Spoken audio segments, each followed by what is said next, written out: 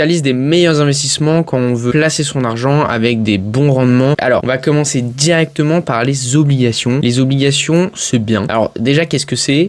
Tu peux acheter des obligations qui sont émises soit par l'État, soit par des entreprises. Tout simplement, c'est acheter une créance. Ça veut dire que quand tu achètes cette obligation, l'entreprise te doit de l'argent. En général, ce qu'il va faire, c'est qu'elle va te rembourser tous les ans une petite somme, donc des intérêts qu'on appelle un coupon. Et ensuite, elle va te rembourser le nominal à la fin d'une date qui est déjà prédéfinie en général dans le contrat d'émission de l'obligation. Alors, c'est intéressant, pourquoi? Parce que du coup, ça te permet d'avoir des revenus réguliers. Par exemple, contrairement aux actions où certes, hors dividende, tu peux avoir des rendements, mais pour toucher ton argent, il faut vendre l'action. Et donc, ça peut être un petit peu embêtant. Là, c'est pas le cas. En termes d'évolution de prix aussi, ça peut être intéressant parce que en fait, ça a une corrélation plutôt négative avec les actions. Donc, ce qui veut dire que quand les actions montent, les obligations descendent, et quand les actions descendent, les obligations montent. Donc, dans le cas d'une diversification de portefeuille, ça peut être aussi très intéressant